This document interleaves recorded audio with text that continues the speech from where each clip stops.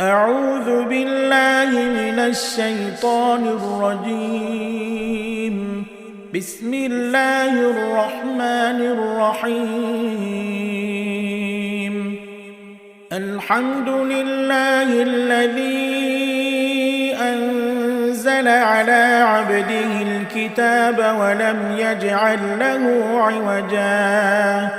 قيما لينذر بأسا شديدا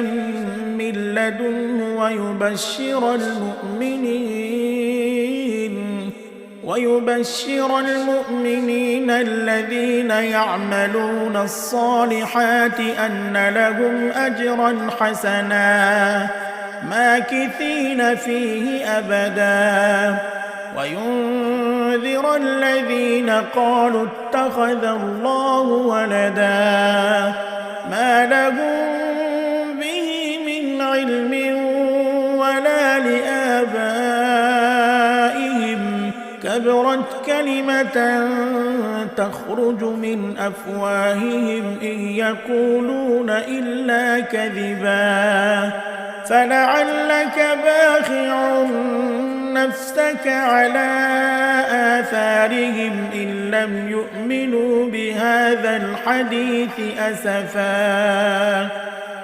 إنا جعلنا ما على الأرض زينة لها لنبلوهم أيهم أحسن عملا وإنا لجاعلون ما عليها صعيدا جرزا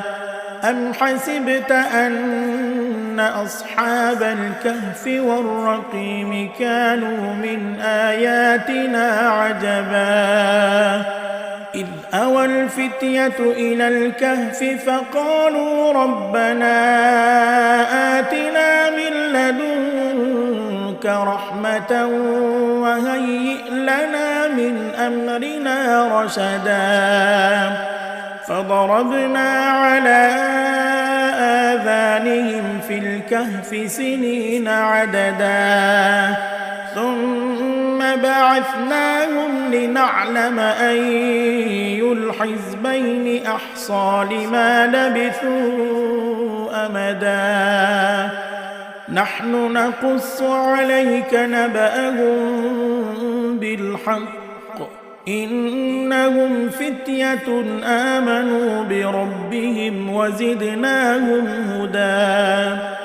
وربطنا على قلوبهم إذ قاموا فقالوا ربنا رب السماوات والأرض لن ندعو من دونه إلها لقد قلنا إذا شططا هؤلاء قومنا اتخذوا من دونه آلهة لولا يأتون عليهم بسلطان بين فمن أظلم ممن افترى على الله كذبا